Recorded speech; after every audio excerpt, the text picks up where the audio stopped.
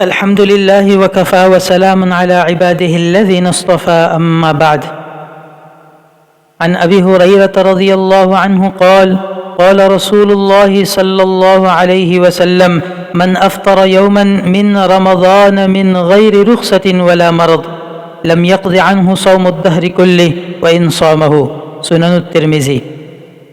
حضرت ابو ہریرہ رضی اللہ عنہ سے روایت ہے کہ رسول اللہ صلی اللہ علیہ وسلم نے فرمایا، جس نے رمضان کے کسی دن کا روزہ بغیر کسی عذر یا بیماری کے چھوڑ دیا، پھر اگر وہ پوری زندگی روزہ رکھتا رہے تب بھی اس ایک دن کی تلافی نہیں ہو سکتی. یہ حدیث نہایت سخت تنبیہ اور گہری نصیحت پر مشتمل ہے.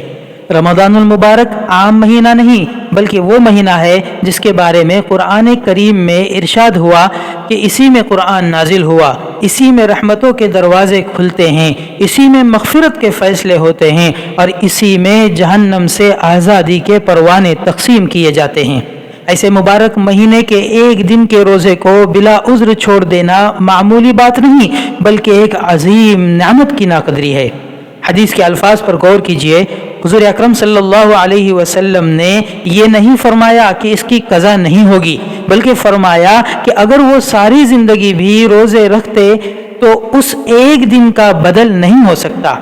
اس کا مطلب یہ ہے کہ رمضان کے مخصوص دن میں جو فضیلت، جو وقت کی برکت، جو ماحول کی روحانیت اور جو اللہ کی خاص عنایت ہوتی ہے وہ بعد میں حاصل نہیں ہو سکتی. جیسے کوئی شخص قیمتی ہیرے کو ضائع کر دے اور بعد میں عام پتھر جمع کرتا رہے تو وہ اس کھوئے ہوئے ہیرے کا بدل نہیں بن سکتے. رمضان کا روزہ اسلام کے 5 ارکان میں سے ایک اہم رکن ہے. یہ صرف بھوک اور پیاس کا نام نہیں بلکہ تقوی، صبر، ضبط نفس اور اللہ سے تعلق مضبوط کرنے کا ذریعہ ہے. روزہ انسان کو اس بات کی تربیت دیتا ہے کہ وہ حلال چیزوں سے بھی اللہ کے حکم پر رک سکتا ہے تو حرام سے رکنا تو اور بھی آسان ہونا چاہیے. جب کوئی شخص بلا عذر روزہ چھوڑ دیتا ہے تو دراصل وہ اس تربیت، اس نور اور اس روحانی ترقی کے موقع کو کھو دیتا ہے. یہ بھی یاد رکھنا چاہیے کہ شریعت نے عذر والوں کے لیے آسانی رکھی ہے. مریض، مسافر یا وہ لوگ جن کے لیے واقعی مشقت ہو ان کے لیے اجازت ہے کہ وہ بعد میں قضا کر لے. اسلام آسان دین ہے، لیکن جو شخص صحت مند ہو، مقیم ہو اور پھر بھی سستی، غفلت یا دنیاوی مشغولیت کی وجہ سے روزہ چھوڑ دے اس کے لیے یہ حدیث سخت وارننگ ہے. اس حدیث سے ہمیں چند اہم تعلیمات ملتی ہے. اول، رمضان کے ہر دن کو غنیمت سمجھا جائے.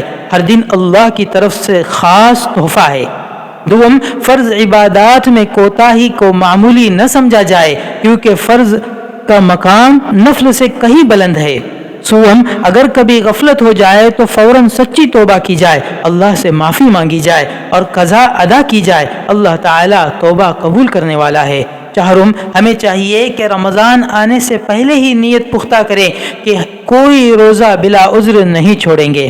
رمضان کا ایک دن بھی ہماری نجات کا سبب بن سکتا ہے اور ایک دن کی غفلت بڑی محرومی کا باعث بن سکتی ہے. اس لیے عقل مندی اسی میں ہے کہ ہم اس مہینے کی قدر کریں، اپنے وقت کی حفاظت کریں اور ہر روزے کو اپنی آخرت کی کامیابی کا ذریعہ بنائیں. اللہ تعالی ہمیں رمضان کے روزوں کی صحیح قدر کرنے، ان کی حفاظت کرنے اور ان سے بھرپور فائدہ اٹھانے کی توفیق عطا فرمائے. آمین یا رب العالمین.